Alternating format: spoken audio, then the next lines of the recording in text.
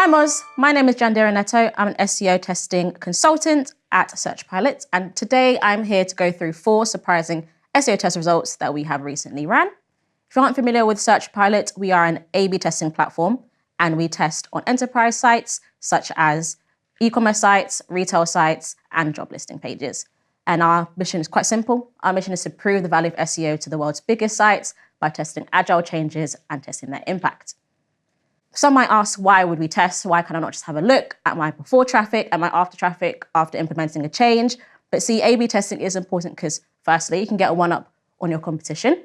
While your competition is testing the same old strategies, you are continuously evolving and exploring and trying new things. And also you can avoid mistakes. Some mistakes might cost you and might cost other departments. Therefore, if we test, we can see if something could have had a negative impact on our traffic and roll that back before it does any sort of damage. And also a great thing you can do is get your development pipeline sorted. We've heard from many customers that the development pipeline is extremely long and the development team do not want to go through all of that. But if you have some robust and some concise data to show, then you can most likely convince them. Also, another thing to mention, testing might work differently for one site and might work differently for another. That's why it's important to test to see what works for you. So firstly, let's go through taking content out of an accordion.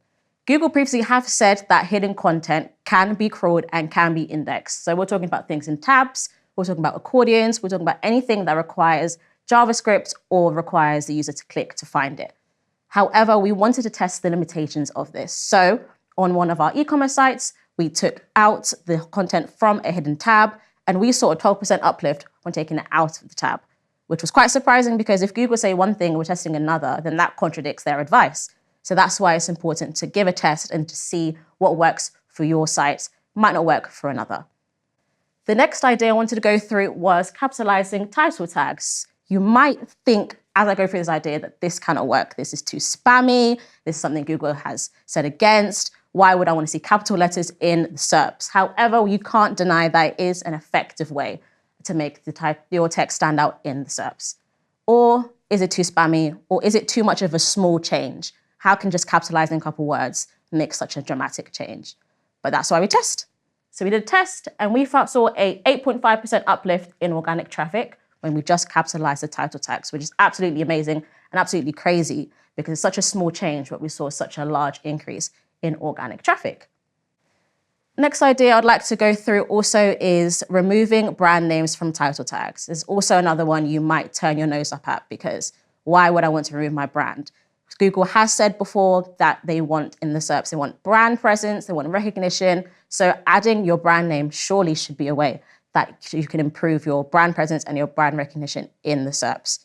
But we wanted to test if that is the case, similarly to how we tested taking the hidden content out. If we were to remove the brand name from a title tag like this example, when we tested it on one of our aviation customers, if we were to remove that, we should see a negative impact because now there isn't a brand name in there anymore for us to have a look at, for users to see and to recognize. So your organic traffic should decline. However, we did see a 16% uplift when we removed the brand name. So that was completely crazy. We thought that was really surprising, but we do want to bear in mind that, like I said previously, this was for our aviation customer. This was for a specific industry. Not all industries might see an uplift like this. So that's why it's important to test. That's why it's important to see if that could work for you. And the final idea is article schema. Google has said before that structured data is something that they love. It helps them understand the site better. And article schema is a form of structured data that would include the headline of an article, the author, the publish date, and many, many more. And that can win you rich snippets as well. However, we wanted to test, again, if that is the case. Google's advice might not work for all industries. So we decided to add article schema to a customer site. With that happening, we should see an increase in organic traffic, as Google has said that it will understand the site a little bit more. However, we were surprised to see no sort of impact at all on the sites. We saw no increase, we saw no decrease, we saw just a flat line, which was quite interesting because according to Google's advice, you should understand the site better. Therefore, we should have more organic traffic because of improved clicks, because of improved rankings, and maybe by winning rich snippets. But we absolutely saw nothing.